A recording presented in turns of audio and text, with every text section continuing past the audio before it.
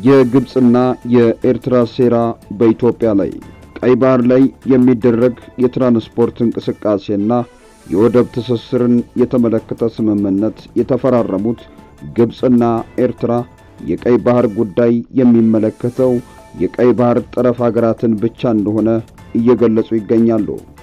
ሰላም ውድ የዱካ ኒውስ ቤተሰቦች የከበረ ሰላምታችን በያላችሁበት ይድረስ እያልን ቻናላችንን ላይክ፣ ሰብስክራይብ እያደረጋችሁ አብራችሁን እንድትዘልቁ በትህትና ጋበዝን።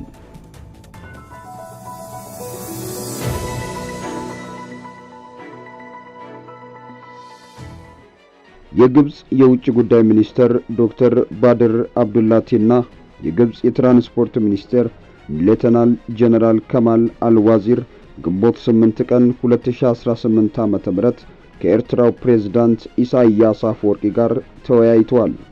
የግብጽ የውጭ ጉዳይ ሚኒስተር ዶክተር ባድር አብዱላቲ የቀይ ባህር አስተዳደርና የደህንነት ጉዳይ በዋነኛነት የሚመለከተው የቀይ ባህር አጎራባች ሀገራትን ነው ማለታቸው መስሪያ ቤታቸው አስታውቋል። ቀይ ባህርን ከሚያዋስኑ የባህር ዳርቻ ሀገራት ብሔራዊ ደህንነት ጋር ቀጥተኛ ትስስር እንዳለው በመጥቀስም የቀይ ባህር አጎራባች ያልሆነ አካል ቀይ ባህርን በሚመለከቱ ጉዳዮች መግባት የለበትም ማለታቸው ተገልጿል። የግብጽ የውጭ ጉዳይ ሚኒስተር ዶክተር ባድር አብዱላቲ ኤርትራ ቀይ ባህርን በማስተዳደር ረገድ ያላት ዓላማ ግብጽ ትደግፋለች ሲሉ ለቀይ ባህር አጎራባች ሀገራት አንድነትና ሉዓላዊነት ዕውቅናም ትሰጣለች ብለዋል። የኤርትራው የማስታወቂያ ሚኒስተር የማነ ገብረ መስቀል በኤክስ ገጻቸው ባሰፈሩት ጽሑፍ ሁለቱ ሀገራት የባህር ላይ የትራንስፖርት ስምምነት የተፈራረሙት በነጻነት የሚመራ የዓለም አቀፍ የባህር ትራንስፖርት እንቅስቃሴን መርህ መሰረት በማድረግ በዘርፉ ትብብር ለማጠናከር እንደሆነ ጠቅሰዋል። የኤርትራ የትራንስፖርትና ኮሙኒኬሽን ሚኒስተር አቶ ብርሃነ ተስፋስላሴ ከግብጽ የትራንስፖርት ሚኒስተር ሌተናል ጀነራል ኢማር ከማል አልዋዚር ጋር ስምምነቱን ፈርመዋል።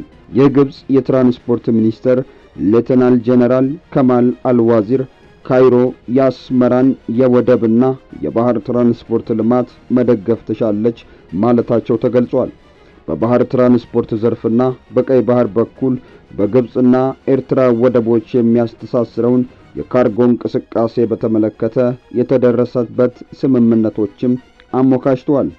ሁለቱ ሀገራት በጋራ ቀጠናዊ እንዲሁም ዓለም አቀፋዊ ጉዳዮች ዙሪያ መወያየታቸውም ተገልጿል።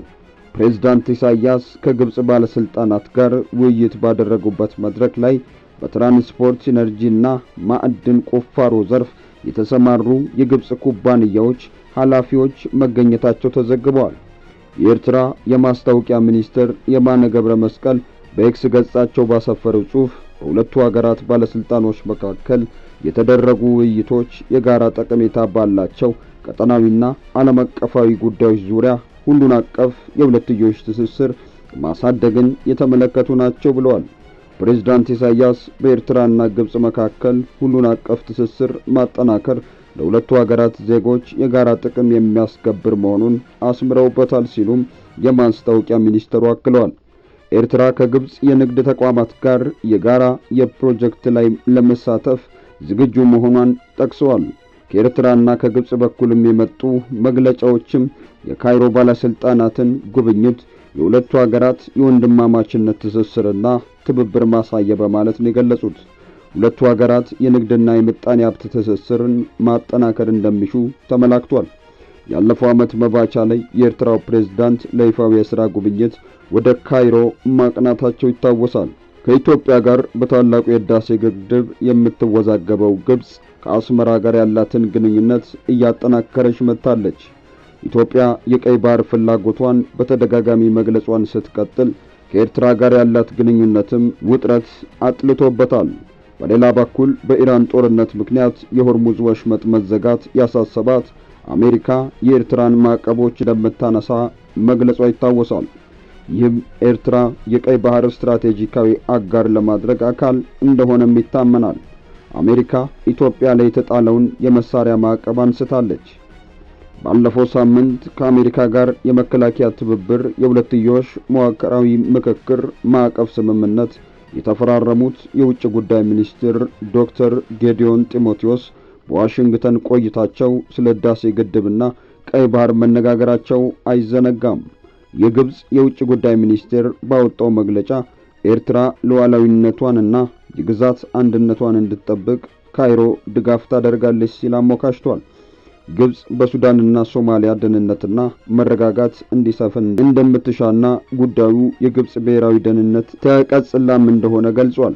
በተጨማሪ ሁለቱ ሀገራት የምጣኔ ሀብትና የንግድ ትስስራቸውን ከሚያጠናክሩ ዘርፎች መካከል ከማዕድን፣ የትራንስፖርት፣ የመድኃኒት አቅርቦት ጋር የአሳ ምርትንም ተጠቅሰዋል። ጉዳዩ ወዴት ሊያመራ ይችላል? ሁሉንም አብረን የምናየው ይሆናል።